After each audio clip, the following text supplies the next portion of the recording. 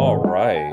So we are on Clubhouse. We are on Instagram Live, on Discord, and welcome. All right. Happy New Year, everyone. 2021. Wow, what a year last year was. I think chaotic, challenging, confusing is probably the best words to describe 2020. And I think most of us are glad that it's over. Although I think a lot of the challenges will continue to persist in 2021. Hopefully, obviously, with the advent of mass vaccination, I think we'll return to some semblance of normal, probably in the second half of the year. But I think it is a great time to set some New Year's resolutions, make some changes, and we're off right. So we're doing a special New Year's edition. We normally have this on Thursday evenings, but I decided to actually have it Friday at noon, right on the cusp of the new year, in order to help everyone think about their New Year's resolutions, and not just in terms of setting goals, as I mentioned in a published, but thinking a lot more about who you want to be, who we want to be, as men, as individuals, as contributing members of society. There's a lot of people out there that are kind of, I call them New Year's resolution haters. They're like, oh, New Year's resolutions. I set resolutions every day. And I think it kind of misses the point. If you think about sort of like traditional cultures and systems, they care very much about holidays, actually, because it's a natural kind of rhythm to the life cycle where it forces one to, reflect or spend time with family or celebrate certain traditions or customs or saints or whatever it is that they're celebrating. So I actually think it's quite lindy to take the New Year's. Yes, it's totally an arbitrary day, but why not start your life over now versus any other day? And it doesn't mean, of course, that you can't sit there and iterate it. And we'll talk a lot about that throughout the year. But I think it is a good time to do, for instance, an annual reflection. I don't care if that's March 17th or January 1st, but you might as well do it now.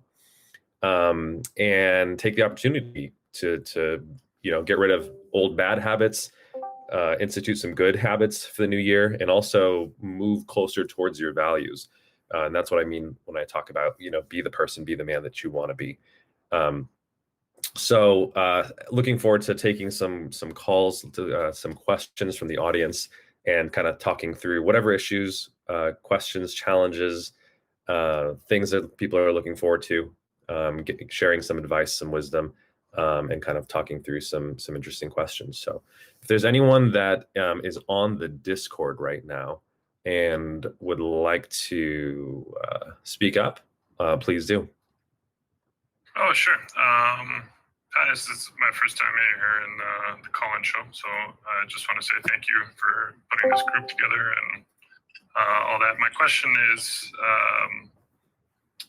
what are the short-term and long-term goals of the Maximus tribe, and how can we go about helping bring those goals into existence? Yeah, it's a great question, and I very much appreciate the fact that you're asking it. The fact that we have a thriving community. I think we have, we're nearing 1,000 on the Discord. We do have over 1,000 collectively on Discord, Facebook, and Reddit. So I think there's a couple goals, both short-term and long-term. I think, there's kind of two parts to Maximus. One part is obviously this community. And, the original vision for Maximus Tribe was, if you think about it, there's kind of layers of social networks. I always describe sort of 3 layers of social networks that are based on the research. There's close, intimate relationships with people that you talk to daily. This is usually 1 to 2 people. It's your significant other and a best friend. The second layer is usually about 4 to 7 people. These are kind of close friends. These are considered, your best friends, your ride or die, that you usually talk to on a weekly basis. And then there's a broader sort of third layer, which is basically everyone else. These are often your acquaintances.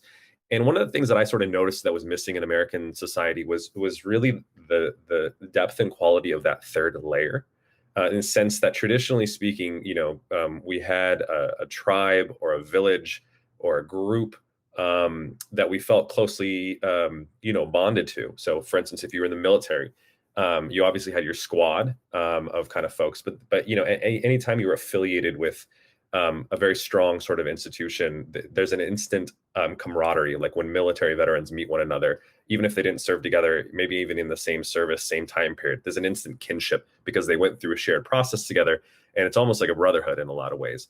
And I think that that is incredibly useful because it doesn't replace, obviously, a best friend or close friends that you have in real life.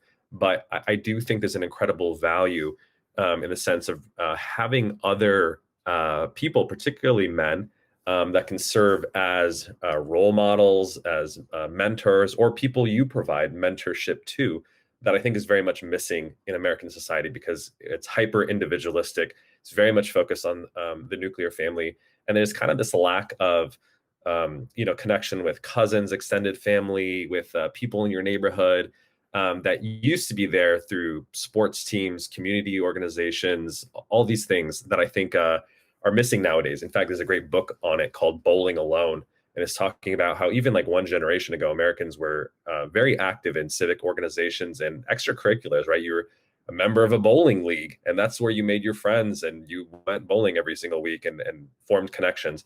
And essentially civic participation in things maybe outside of kids sports leagues, I would say the one exception that continues to thrive is quite missing. And so, for us, that's why we call it the Maximus tribe. It's essentially a digital tribe that is the modernized online version of that. And so, I hope some people, may make some close friendships, but I think it serves a different purpose in that I think there's a power to, quite frankly, having the notion of you have 1,000 people at your back, right? And anytime, let's say you have a question about, okay, I'm going through this professional, dilemma about, do I take a different path in my career? I can go online to Maximus Tribe and I can ask people, and there's going to be, maybe 10 people out of those 1,000 that may have some relevant perspective or point of view, or in that field that can help me transition. I've already seen that. So I've seen people say, hey, I'm interested in learning about software engineering, which is obviously a very hot career field. Is there anyone who can help me out? And there's a bunch of people who are software engineers, part of our community, that provide them with great advice about that.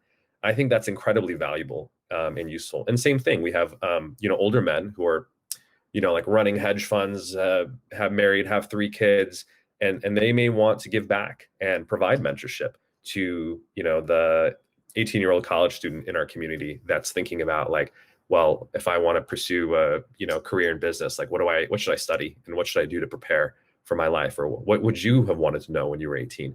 So I think that's the long-term vision is we're trying to form that tribe and provide that a really close-knit community for people to give and receive mentorship to one another. And then the other part of it that we're doing right now is these accountability groups, which I highly encourage everyone on here to join.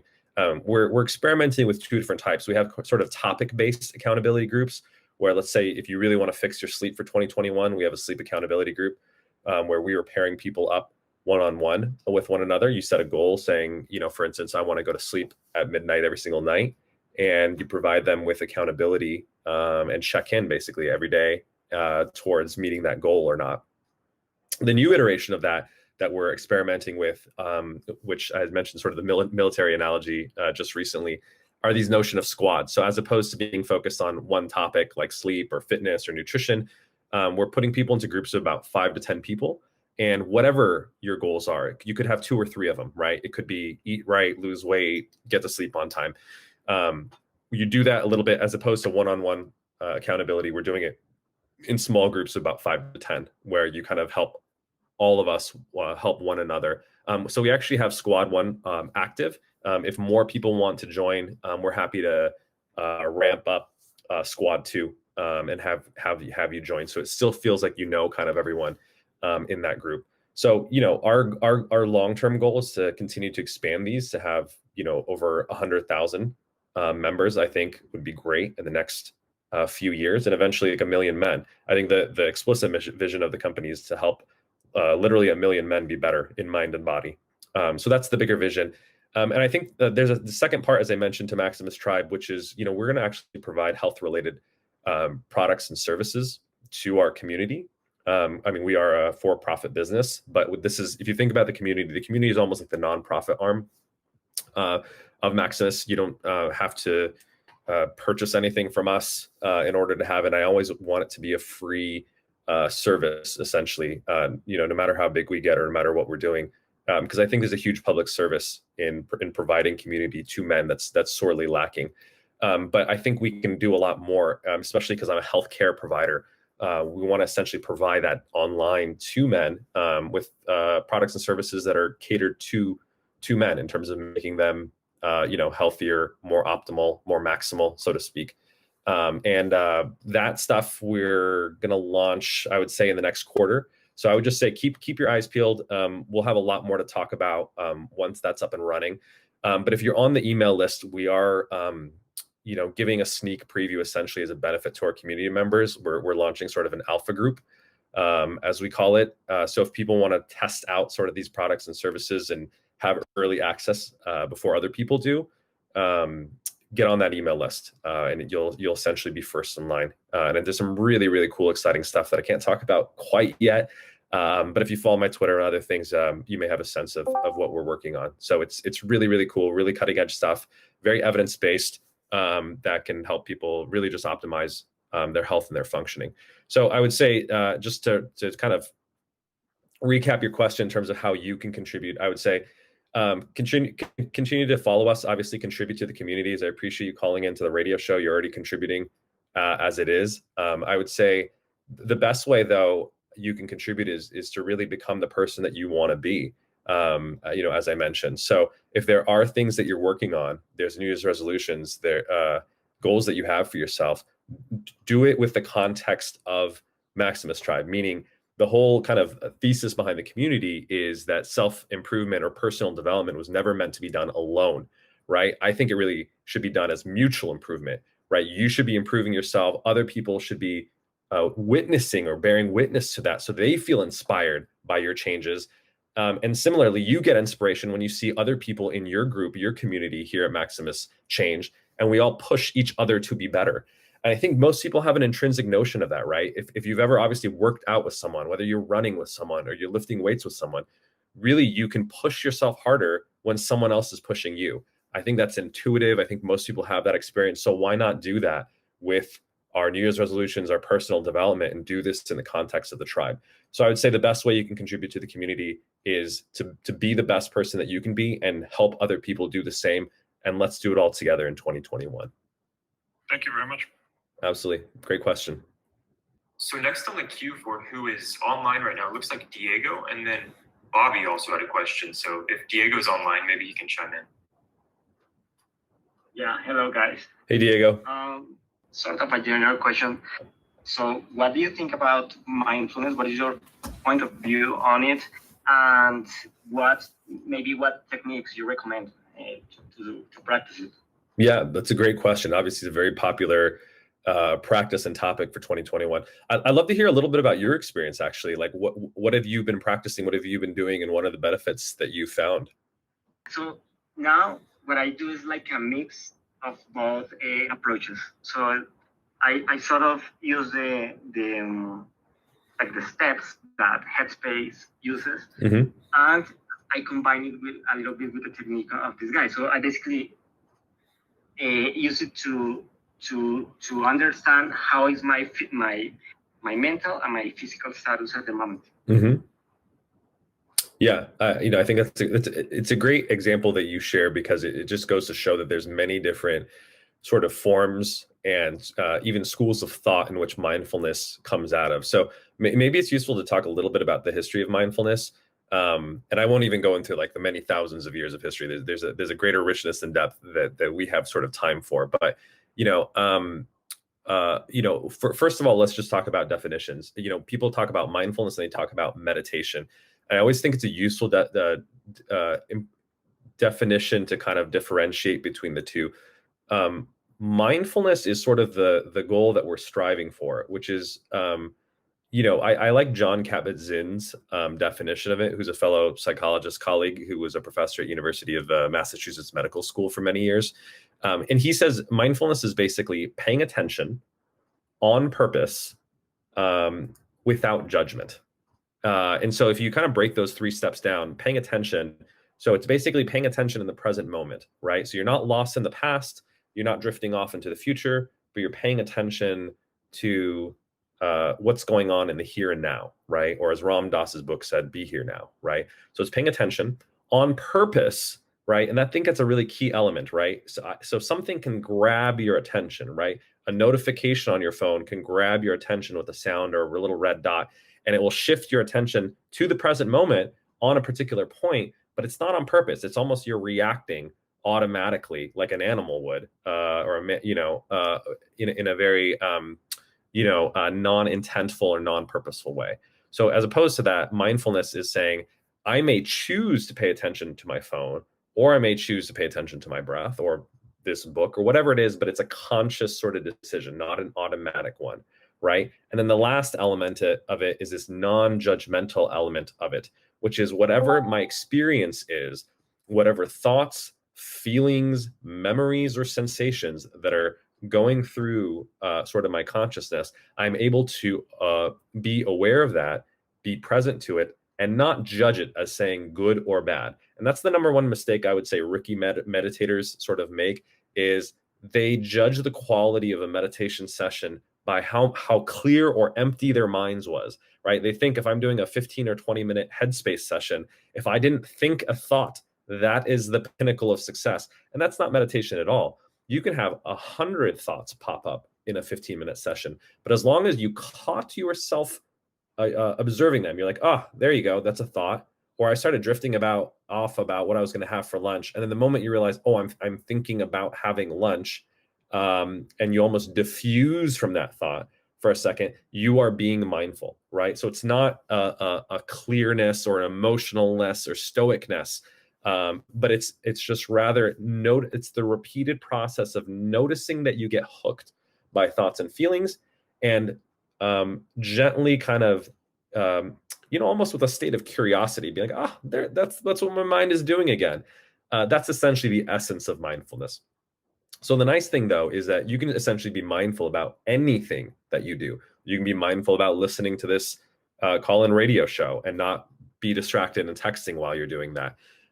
Now, obviously, meditation, I would consider meditation as the formal practice of mindfulness. And most people obviously associate meditation with sitting down, eyes closed, focusing your attention on a particular point, if you're doing sort of, like a breath-focused meditation. But the analogy that I make is that meditation is almost like it's the equivalent of going to the gym. There's many ways of exercising. You can go for a walk, and that's still exercise, right? You can play basketball. But going to the gym is what most people consider to be formal exercise. Just as I would say meditation is the formal exercise of mindfulness, but there's many ways to be mindful. And there's a lot of people, particularly men, that do not like to sit for 20 to 30 minutes with their eyes closed and practice meditation. I think people, particularly who are on the ADHD spectrum, as I've mentioned, find it very difficult, and they're very restless. And so one of the things that I advocate, and I'm actually going to write a whole article about this, is I actually very much encourage men to do what's a very different type of meditation, which is an open awareness walking meditation. So what do I mean by open awareness? So as opposed to sort of a fixed point meditation where you're focusing on the breath, and so every time you're focusing on your breathing, and every time your mind drifts, you're thinking about what you're having for lunch, you're like, oh, okay, I noticed that thought. Great, I'm not going to judge myself for doing so, and I'm going to come back and focus on the breath. That's sort of a focused awareness kind of meditation. An open awareness meditation is, as opposed to closing your eyes and focusing on your breath or a mantra that you repeat, you're actually paying attention to the environment and stimuli around you. And you just kind of take in the experience without focusing on any particular point. So imagine, for instance, going for a walk and you're just observing the color of the sky, how the trees are rustling, the people that are walking by past you, without focusing on any particular thing, and just kind of letting your experience come as it may. Now, at the same time, just because our minds do what they do, you might find your mind drifting, and you saw this person walk by and you'd be like, oh, that person's attractive, or why are they not wearing a mask, or whatever our kind of minds come up with in the moment. Notice that thought and then come back to sort of that open awareness. So what I actually encourage is practicing an open awareness meditation.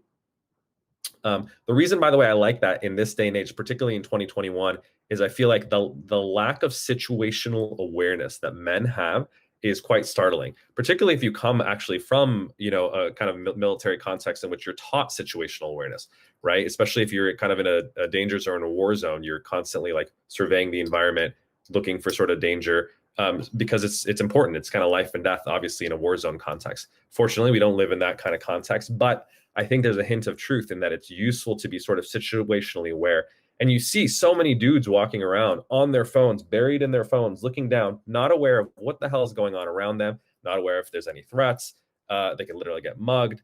Or quite frankly, they're not just taking in the beauty of nature and the environment around them, right? We're so sort of mono-focused. So I actually would argue, in this day and age where we're essentially in a state of hyper focus most of the time because we're constantly on digital devices, narrowing our attention, I actually think one of the antidotes to that is to not do more focused attention meditation, where we're focusing again on one point. Now, obviously, I think it's different focusing on the breath and non-judgmentally noticing, the thoughts versus a cell phone. I would say that's definitely better than, hyper focusing on a digital device. But I would almost argue that it's a counter or an antidote to do more of an open awareness meditation, to kind of take in the sights and sounds around you rather than, again, focus narrowly on one point.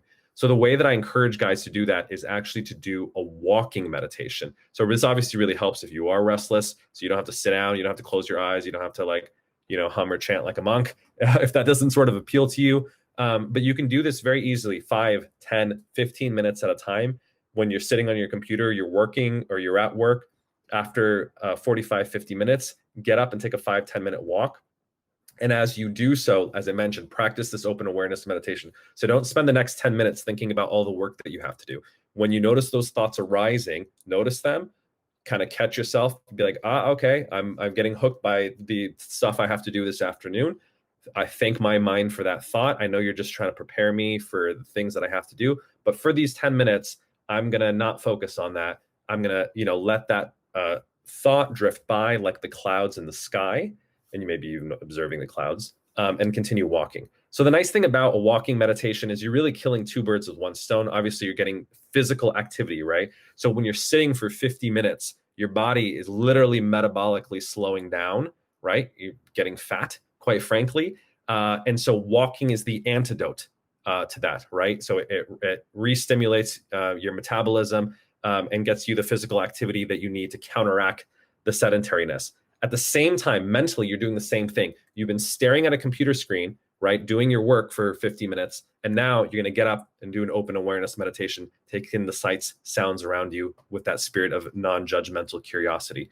So I'm a particular fan of that, school of thought, and I encourage people to practice that, in fact, several times a day. And I would argue it's actually much easier. It's really hard to schedule 30 minutes of meditation for a lot of folks and do that consistently. Although I know folks like Bobby here in our community has been really good about doing that for over a year. He's an exceptional human being, I would say. But I think most people can do a couple 5, 10-minute walks just as breaks throughout the day. You're not taking an extra half an hour out during your day, but you're just kind of weaving it in throughout your day.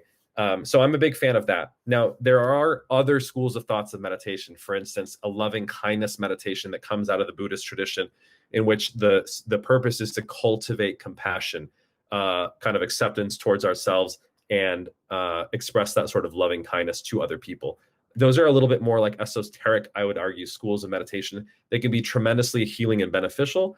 I think it can be helpful to do that as part of a practice.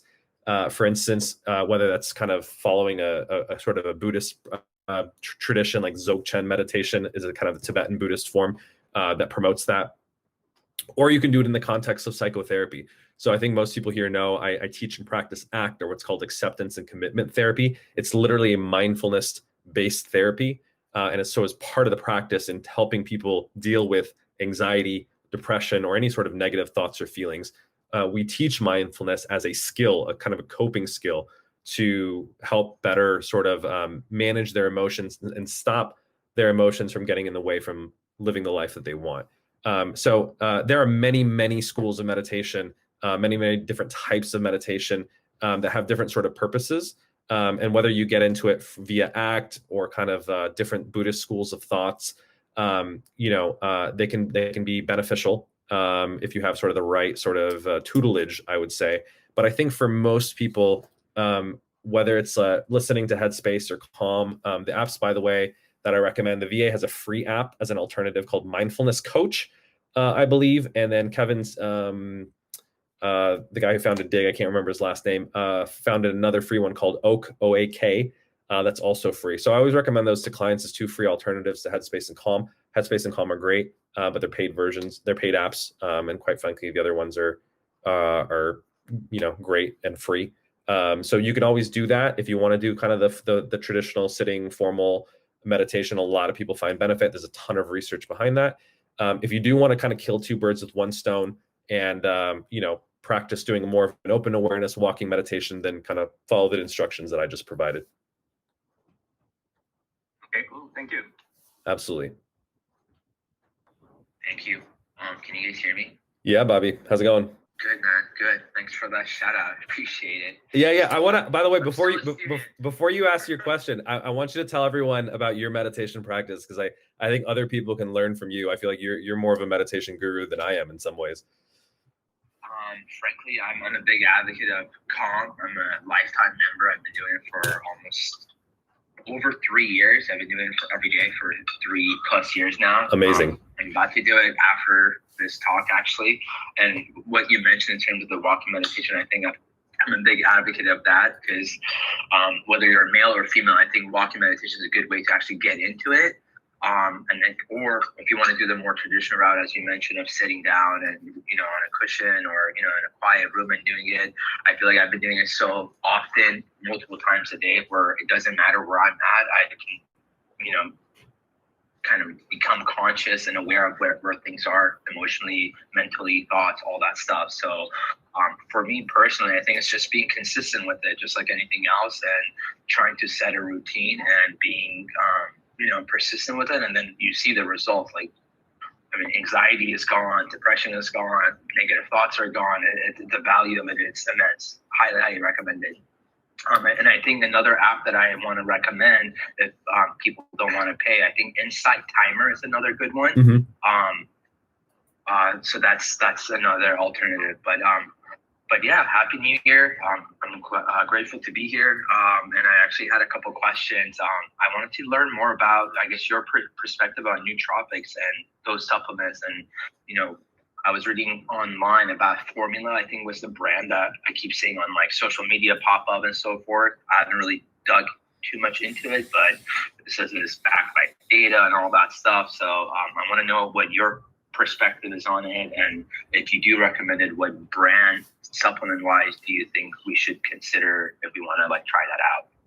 So nootropics, you're talking about kind of like smart drugs to enhance your cognition. I remember watching it on like Shark Tank a couple of years ago, and Mark Cuban and O'Leary and all those guys were like, no, there wasn't any clinical trials, and then that's kind of what I want to do on my own, and kind of do some research and see if there has been any.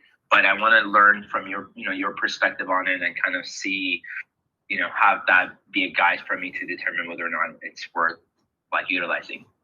Yeah, it's a great question.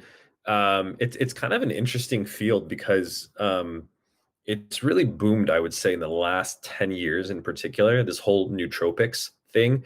In fact, there's a Reddit subreddit called r/nootropics, in which people geek out about this stuff and talk about all the crazy supplements / even gray market research chemicals that people are taking. And I think that's part of the reason it became popular. A lot of stuff that's not quite legal, it's kind of gray zone, quasi-legal, because it's they're like prescription drugs in other countries like Russia, but they're able to be imported in the US because they're sort of not FDA approved here, but they're not really regulated either, or they're not banned in any particular way.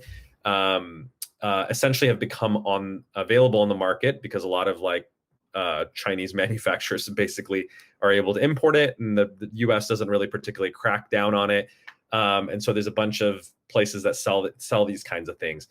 I generally think, this is my point of view, if you're talking about the research chemical side of things, they can be powerful. A good example of which would be like phenibut, if that's the correct pronunciation. Phenibut is essentially a GABA agonist that was available, I think it's still available, over the counter. That almost is like a lightweight benzodiazepine. So if you're familiar with benzodiazepines, they're prescription anti-anxiety drugs.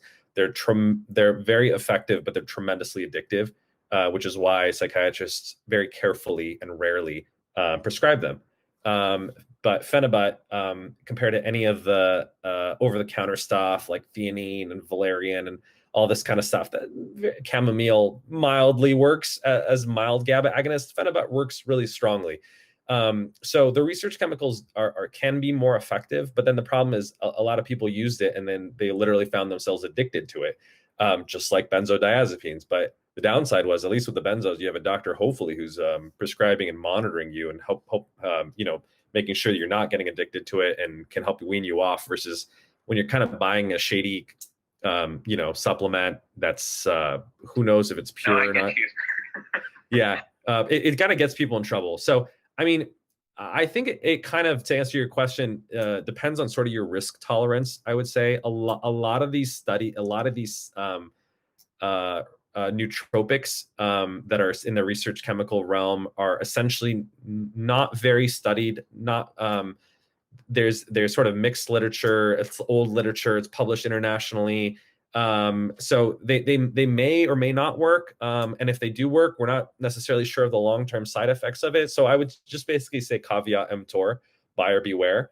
If you're kind of not risk tolerant, and if you are risk tolerant, I should say, and you're willing to kind of be a guinea pig and experiment on your body, there's a lot of dudes, like I said, on the Reddit nootropic forum that will tell you all kinds of different research chemicals that sort of maybe cognitive enhancing.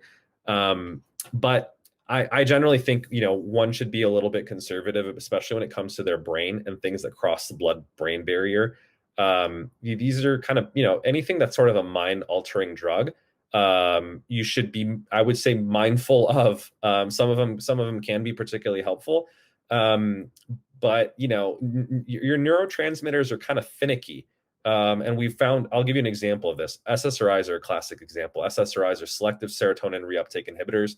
They're the most commonly prescribed psychiatric class of drugs.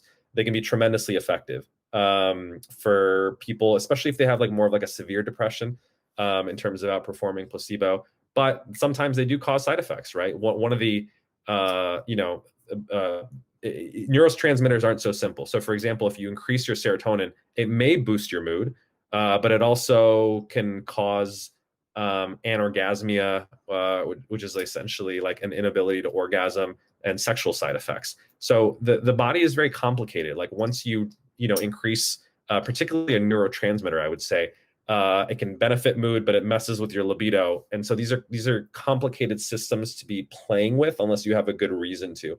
So as a result of all that, I would say I'm a little hesitant about sort of the research chemical class of nootropics.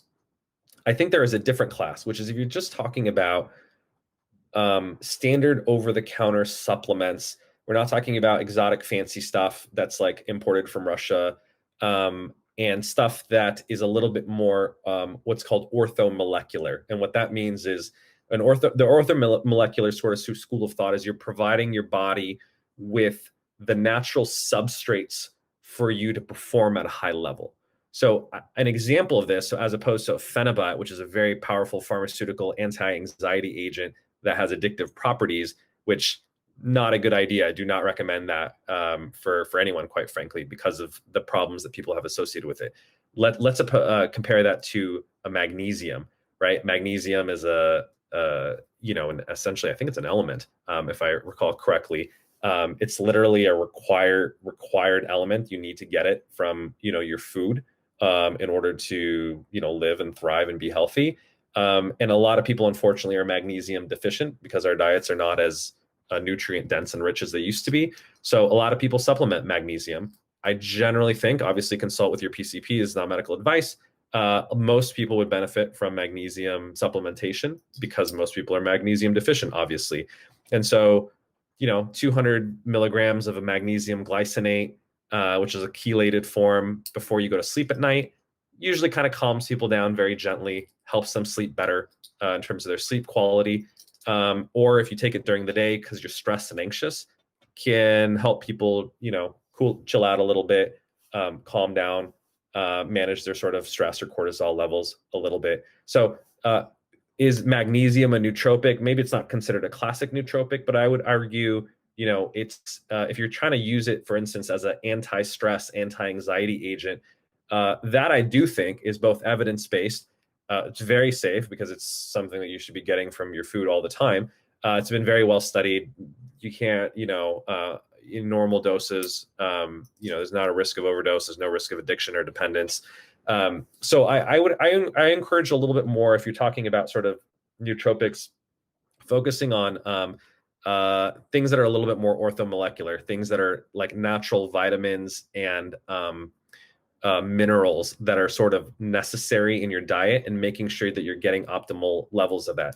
Another examples would be like the B vitamins. The B vitamins are very helpful for energy. So actually, for a lot of people who unfortunately use excessively caffeine or other stimulants in order to have sufficient energy levels, make sure that you're both consuming first enough B vitamins from your food. But if you want to supplement, again, in consultation with your PCP, B vitamins can be helpful and energizing for people. That's probably why they put it in energy drinks and Red Bull. It may be complementary, for people to do that. So I would argue those have sort of nootropic, properties as well. Caffeine, actually, I would argue, is the most commonly used nootropic in the world. But I would almost argue it kind of falls, to me, a little bit in the phenibut class, in that it obviously works really well. There's literally studies that show that caffeine improves cognitive performance on like cognitive computerized tasks like memory tasks and other things.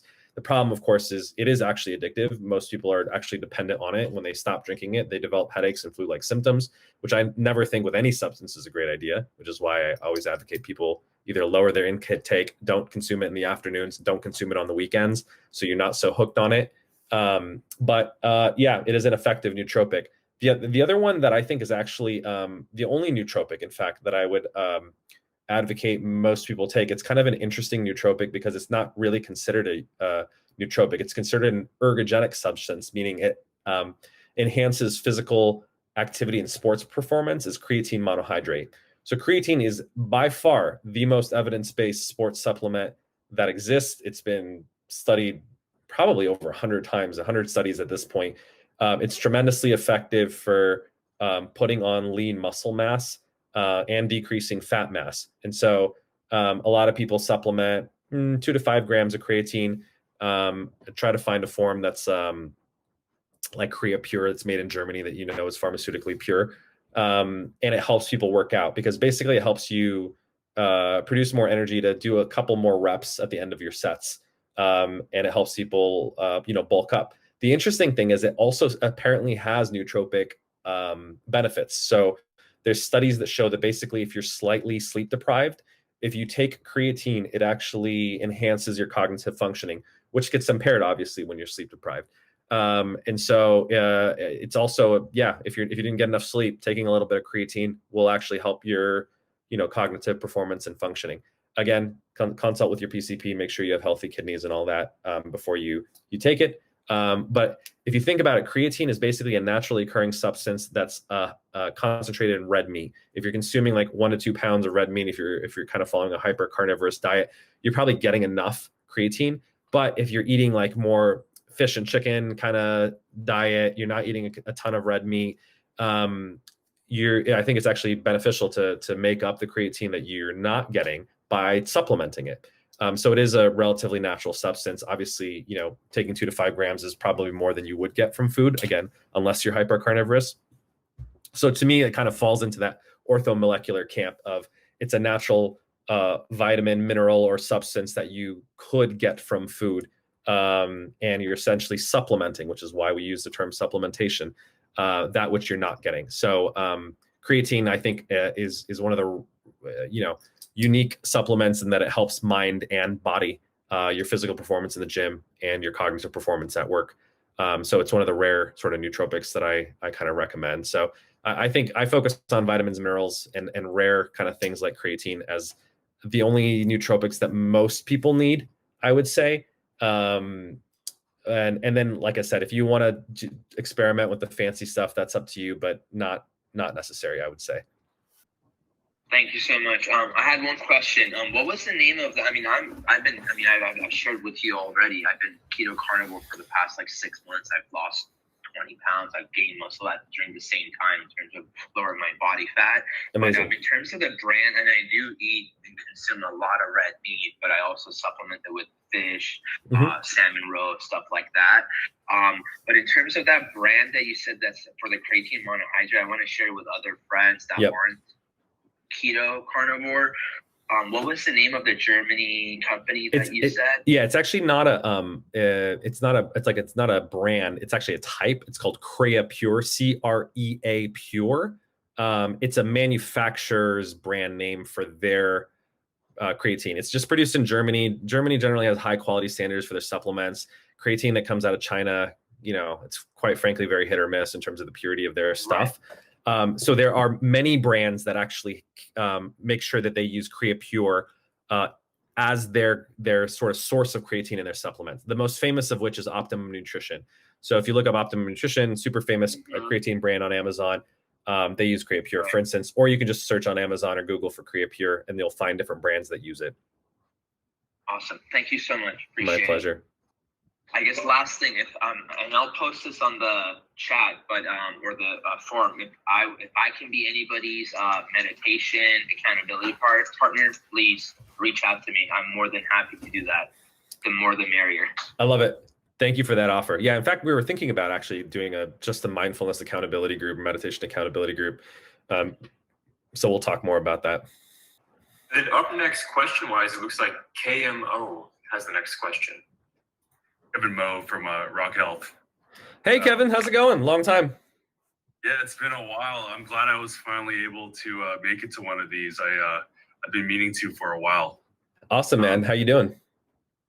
I'm good. So as you know, I'm in med school now, and my question has to do with how do you maintain a successful workout and diet routine consistently while constantly traveling and being in different situations. The question is kind of like in the context of where I'm at right now in med school. Like I'm doing clinical rotations. Yeah. So usually every month I'm like going to a different hospital in a different specialty, and like some specialties like family medicine are a bit more consistent and relaxed, but some of them are like surgery require you to take call.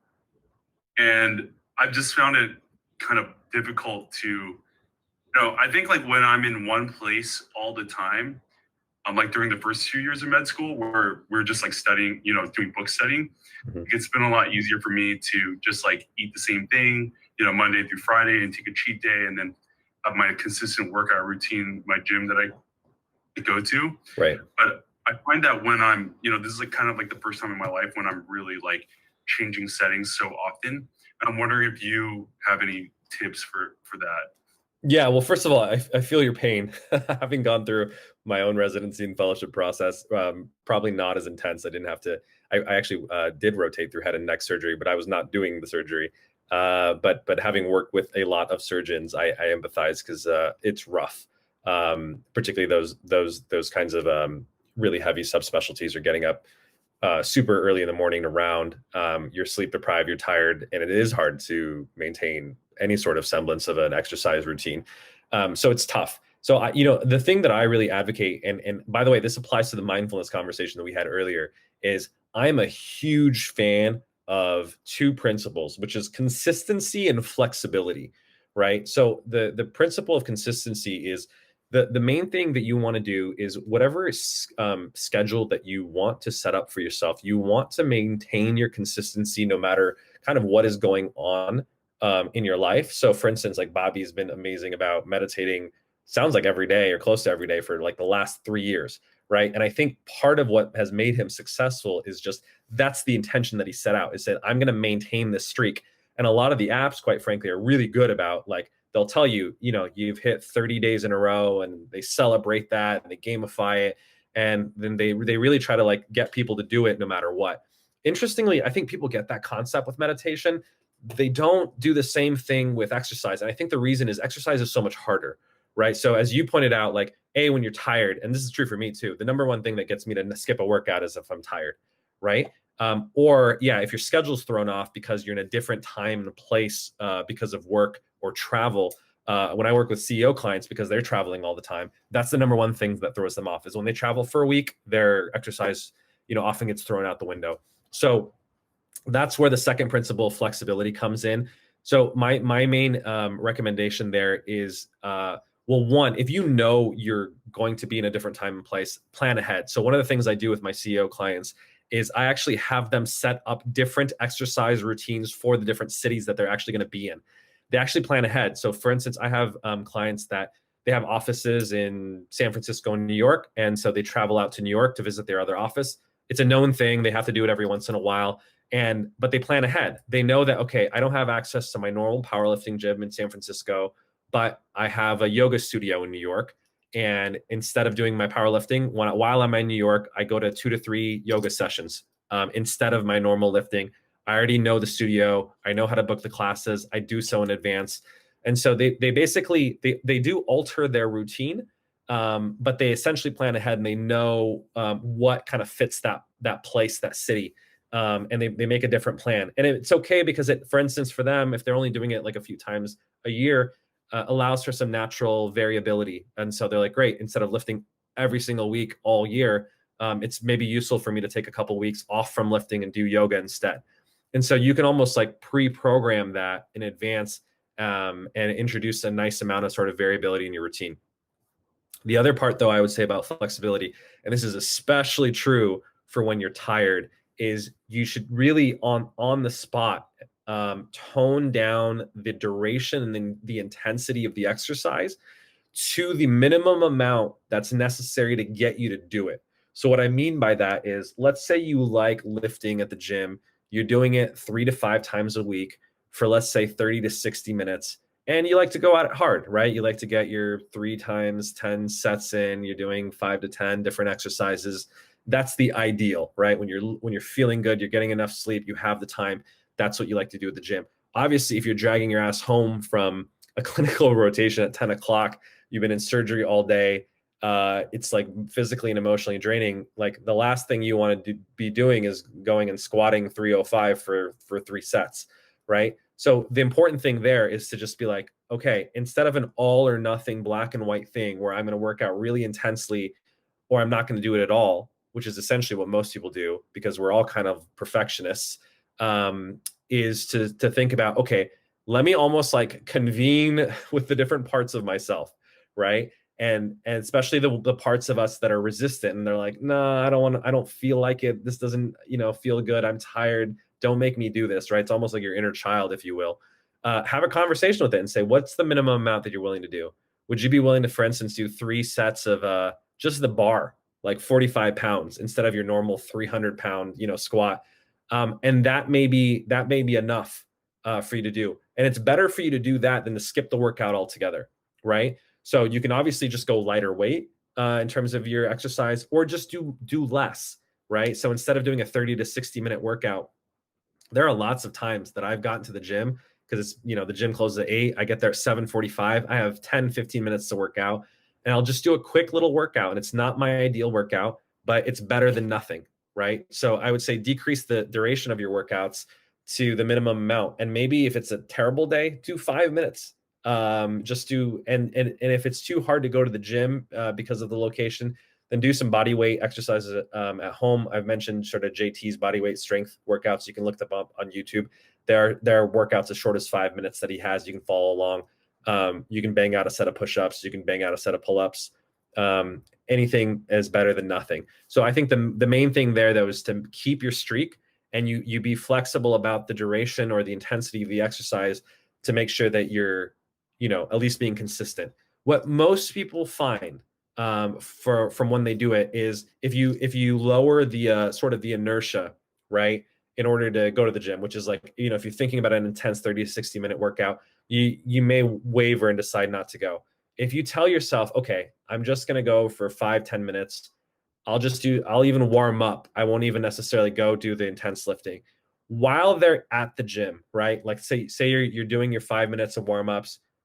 You've obviously said what you're going to do, and you can go home, right? And if that's truly what you feel like that day, then pat yourself on the back and get the hell on home and go to sleep. What a lot of people find, though, I would say half the time or more, is once they've done that 5 minutes they committed to, 5 minutes of just warming up, they're like, hey, you know what? I don't feel as bad as I thought I did because I'm already here. I got my clothes on, my heart rate's up, the blood's flowing through my veins. I can do a couple sets, right? You can always end up, it's much easier once the inertia has been overcome to do a couple more sets. So maybe you're not doing that full 30 to 60, but instead of 5 minutes, you end up doing, let's say 10, 20 minutes at maybe a moderate weight or a medium heavy sort of weight. And you're like, hey, that was actually more than I was intending. So the real thing is it's almost realizing that that's what your mind does. It provides resistance. But once you come over the inertia, it usually will almost allow you to do more than, you were expecting to do. So that's the thing I always tell everyone is sort of never give in to avoidance, right? Every time you give in to avoidance, you're strengthening that muscle or that part of your brain that says, I can't handle distress, essentially. So you never give into it, but what you do is you compromise with it. And you say, nope, we're not skipping, no matter how bad you feel, unless you're obviously sick. Don't go to the gym. That's legit. But if it's just kind of like I'm tired or I'm whatever else is going on, not feeling motivated, yeah, you don't give in to the avoidance. You just compromise with it, compromise with parts of yourself, as I was saying, to make sure that you're doing it. But something is always going to be better than nothing. So compromising is much better than being like a authoritarian bully with the parts of you and saying, do it my way or the highway. If you do that, they're just going to rebel and be like, F this, I'm not going at all. I'm not going to cooperate. And that's how you end up skipping, days or weeks or months at a time as you're going through your rotations, which is what most people do. So I would say consistency is king, but flexibility is queen, so to speak, and that you need to balance both consistency and flexibility in order to, keep it up, especially through this like challenging phase of your life.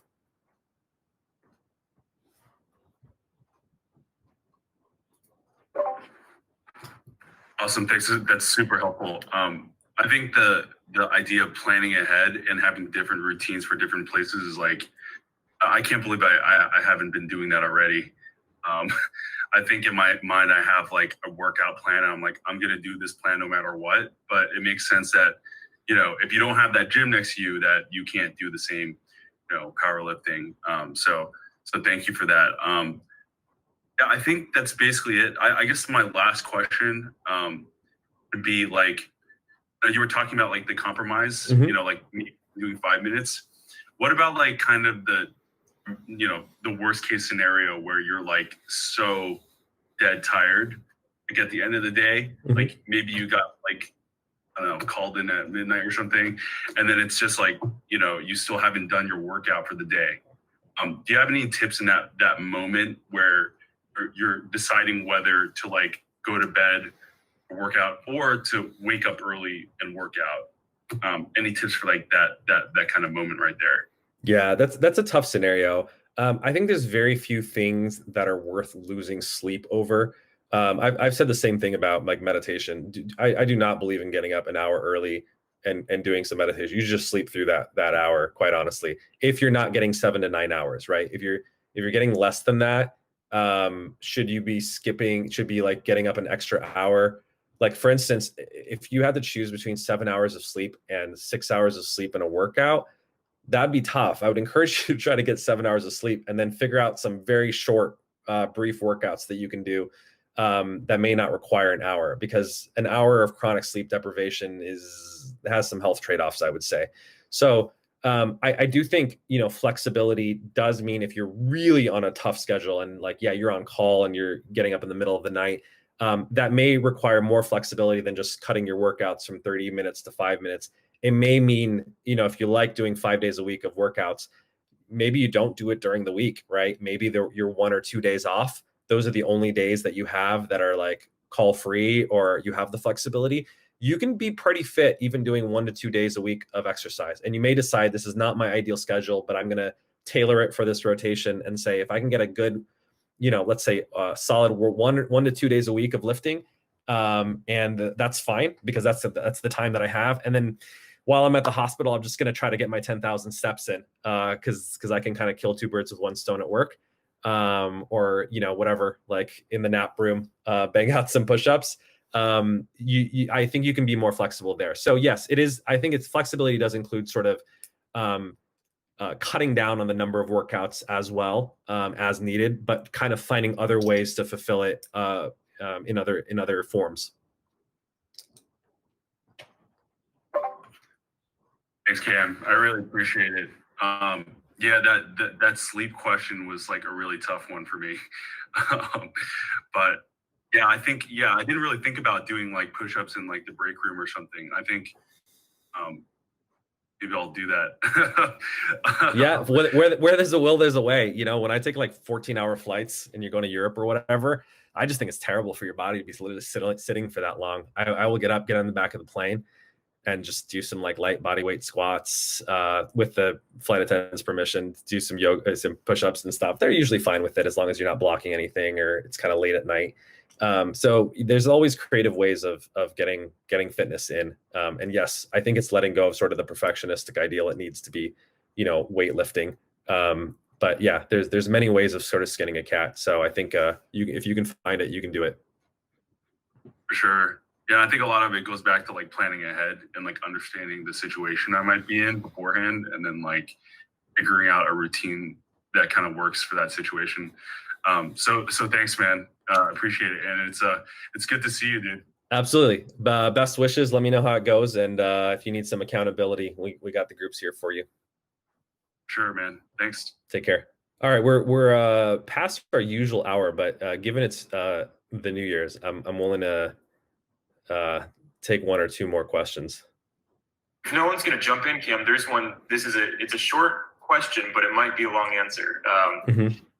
Just one practice we as men should all do from January 1st, 2021 to max our lives. What would that be? I love it. This is the question that I was waiting for. This is essentially the New Year's resolution question, right? What is the one habit you should do? I have an article that I've published called The Keystone Habit. I'm actually going to republish it as the Meta Habit. But it's essentially my system for not just New Year's resolutions, but it's literally the system that I gave to all of my clients if they're trying to enhance their organization and their productivity, right? And this is the key argument that I make is relying on motivation, relying on willpower in order to execute on your goals is literally like relying on lighter fluid to keep a fire going. And you can imagine if you ever like built a barbecue or fire, how silly it would be to literally just be pouring lighter fluid for 3 hours in order to keep a fire going. Not only is that wasteful, I don't even know if you'd have enough lighter fluid to do that, but you'd be tired and you'd be running out super soon. Lighter fluid is useful, just like motivation and willpower are useful in order to get it going, right? The point of motivation and willpower is essentially to overcome the inertia that I was talking about. In that, yeah, if you're feeling kind of jazzed and you're like, I want to make a change in my life, it's January 1st. I want 2021 to be better than 2020. Then yes, use your willpower and motivation to go set up a system or a process that's going to be much more sustainable. Because the reality is by February 1st, the research shows this, only 19% of people keep their New Year's resolutions actually after 2 years. So if you're talking about long-term, 81% of people fail their long-term New Year's resolutions, and most people fail, I would say, basically after a month, probably 50% of people or so. But what you can do, for instance, and a classic example of this is, let's say you signed up for a year of a meditation app or a year of a gym membership, and you pre-committed, you paid the money up front, so you're already going to lose it no matter whether you go or not. But that initial motivation gets you to go sign up, pay the money, sign up for a few classes, get a few free personal training sessions, and you've booked the appointments. That initial motivation can get you set up for that, that commitment that will hopefully sustain over the course of the year, right? So it should only be used to light the fire, to start the fire, but it's not going to keep the fire going. What keeps the fire going is that it needs to become an ingrained habit. And the way that you do that is you need a system, you need a process. There's many of them. I think James Clear's book, Atomic Habits, is kind of the newest Bible, I would argue, that does a great job of talking about sort of systems and habits. I highly recommend it. I think it's essentially a rehash of old school behaviorism that comes from psychology. So there's nothing new in the book. It just presents it to a nice public audience. But I have an article. It's free. You don't have to pay for it, unlike his book, called The Keystone Habit, aka Meta Habit, that'll describe. And the basic argument of the meta habit is the reason habits fail is you need a meta habit or an ultimate habit that basically keeps track of your habits. Like, what is your system for keeping track of the fact that you've set a New Year's resolution and that you're doing it or not? Nobody checks in essentially with themselves. And I would argue, in fact, a lot of the benefit from therapy or coaching is that you sit down with someone, you make some mutual goals together and say, this is how I want to be different. Help me be accountable to that. And then you check in basically every 1 to 2 weeks with that person and say, hey, did you do that or not? Right. And so that's a very powerful thing. And if you're not in therapy or coaching, then what is your system? Now, obviously, that's why we've created accountability groups for Maximus Tribe, is saying even outside of the context of therapy, we can still have that daily, weekly accountability. So obviously join our accountability groups for that reason. But in terms of having a system that you can do yourself, I highly recommend the Keystone Habit. So the idea is, just like we were talking about with Kevin, what's sort of the minimal viable behavior that will get you to track your habits and iterate on them? And I actually make the argument that the minimal viable behavior is 4 minutes, right? You can't really ask people to make huge changes. Oh, you got to spend 30 minutes, an hour every day organizing yourself. It's too much for more people. But what you can do is spend literally 4 minutes every single morning, setting your intention for the next 4 hours. So there's a nice sort of parallel there. It's like let's say you're starting your day at 8 in the morning. You spend 4 minutes planning what you want to do for the next 4 hours until noon, and saying, okay, how do I want to spend my morning? What would be considered a productive morning that's in line with my, values and goals? So you set that intention, and then 4 hours later, you get to noon, and you do another keystone or meta habit that's 4 minutes long. And you basically, there's 2 parts to it. So the first 2 minutes of the keystone habit that you do at noon, you look back upon the last 4 hours and you say, did I do what I set out to do? Yes or no? How much did I do it? And if I did it, great. What contributed to my success? And if I didn't do it, what got in the way? What were the barriers that I identified, right? So for instance, let's say 8 in the morning, I said, I'm going to, work for the next 4 hours. I'm going to obviously take some breaks in between, but I want, let's say, 4 periods of 45, 50 minutes of work. Now I get to noon. And then I realized I worked, from 8 to 8:45, 9 to 9:45, 10 to 10:45. But at 11 o'clock, I started procrastinating, going on Twitter, and I wasted that last hour. Why was that? And I may realize, okay, it's because after 3 hours of work, I was getting kind of tired, and I wasn't taking those walking meditation breaks that I was talking about. I was just sitting between 8:45, 9:45, 10:45 at my computer, and just kind of checking email, or I wasn't getting up and walking. And then the other thing I might have noticed is I was getting a little hungry because it's approaching noon, and that kind of killed my low blood sugar, sort of killed my motivation as well. So you realize that, right? At the beginning of that keystone habit, you're spending 2 minutes of time reflecting and saying, okay, so for this next 4 hours between 12 and 4 o'clock, or 1 to 5 o'clock, what am I going to do differently? Well, this time on my breaks, I'm actually going to get up and walk because I realized I didn't do that. And second, maybe at 3 o'clock before it gets to 5 o'clock and I'm starving, I'm just going to have a handful of nuts, some cheese, have a little bit of snack so that I don't become starving. And then my willpower kind of peters out and fades. So you basically, what you're doing is you're iterating and saying, okay, I'm not repeating my mistakes that I did in the morning. I'm going to, be better the next time around. That's a second keystone. And then you do a third keystone at, let's say, 5 o'clock, right? Same thing, reflect. Did I do what I said I was going to do between 1 and 5 o'clock? Reflect on that. And usually that's, for most people, at the end of the day, 5 o'clock.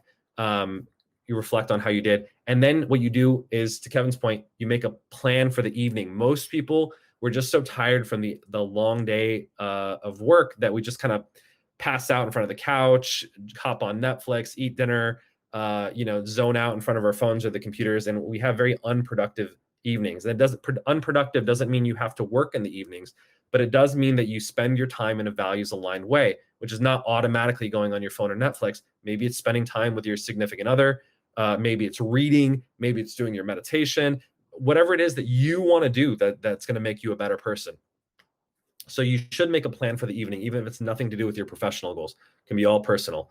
And then you do a final sort of what I call capstone, keystone or meta habit at the end of the day. So the morning one's 4 minutes, the afternoon one's 4 minutes, the evening one is 4 minutes. The last one is generally 15 minutes. And the reason that last one is longer is you reflect upon how the day went. And what you do in order to reflect is you read the first 3 keystones. You read the morning one, the afternoon one, and the evening one. And then you use that as the basis for, oh, okay, how did my January 1st actually go? And so you take that and then you summarize, you make a little summary for the day and say, okay, these are the lessons learned. I needed to do my walking. I needed to have some snacks, after 3 hours. Otherwise, my blood sugar level drops. Or maybe I'm too ambitious about my goals and I need to cut them down a little bit. And so that becomes sort of your summary keystone that you do at the end of the day. So these are really important because they essentially summarize the earlier sort of keystones. So it actually takes about 27 minutes if you do the full version. It's 4, 4, 4, and 15. So it adds up to 27 minutes or less than a half an hour a day. And that does sound a little bit onerous, but I guarantee if you spend 27 minutes a day doing this, you will be way more productive than if you don't do anything. So the summary keystones are really important for remembering and instituting the lessons that you learned. So like I said, in that last keystone, you're going to do a normal 4-minute keystone where you write about, okay, how did my evening go? But you're going to do a longer version, maybe like 5 minutes of reflection of the lessons learned that day and 5 minutes of writing a plan for the new day. So when you're doing that last keystone at the end of the day, you should be thinking, okay, January 2nd, Saturday, January 2nd, this is the second day of the new year. How do I hit the ground running when I start tomorrow morning? And so that next day, when you're doing your 4-minute keystone, all you have to do is go back and read the summary portion, the intention portion of that last keystone from last night and say, okay, I'm not starting with a blank slate. I already have a plan from yesterday, and I'm going to start my second day off right. So you want to keep essentially doing that. And then there are essentially longer and longer summary keystones.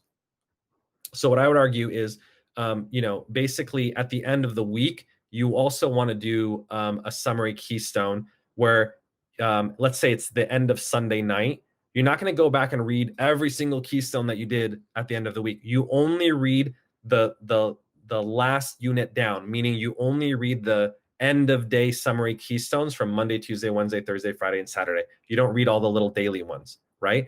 And so on Sunday, you go back and basically read 6 keystones from Monday through Saturday, and then you write the 7th keystone as part of that Sunday sort of summary keystone.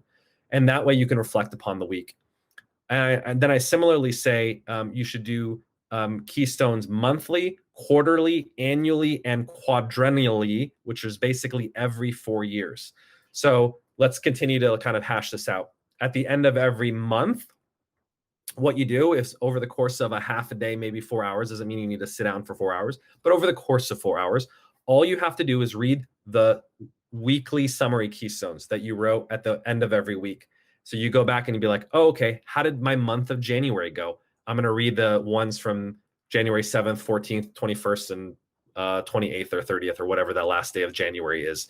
And then that becomes you take that data, that information, that becomes your monthly keystone. Same thing with the quarterly one. So every quarter, I recommend over the course of a day, read the monthly ones. So basically, March 31st would be the end of the Q1 2021. Read the monthly summary keystones that you did January, February, and obviously you do that as part of March.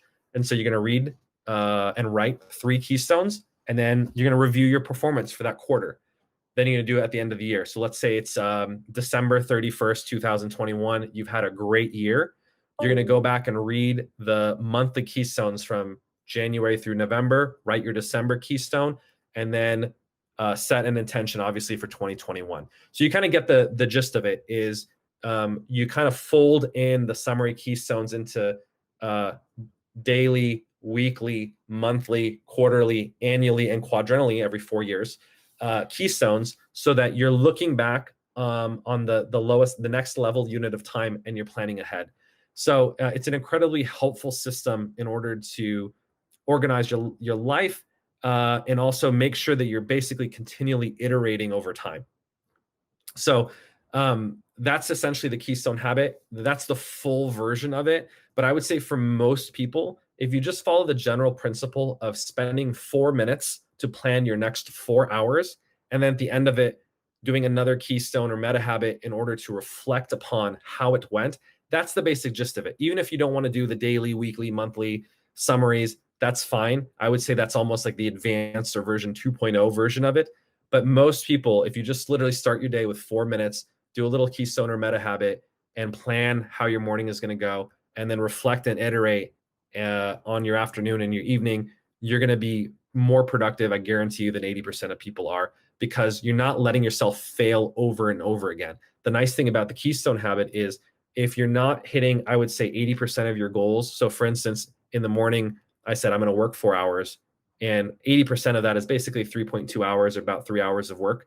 If you only work 2 hours, then you should either iterate and do something differently for the afternoon, or you may realize that's too ambitious of a goal for where you're at in life right now. Maybe it's not realistic for you to do 4 hours of work in the morning.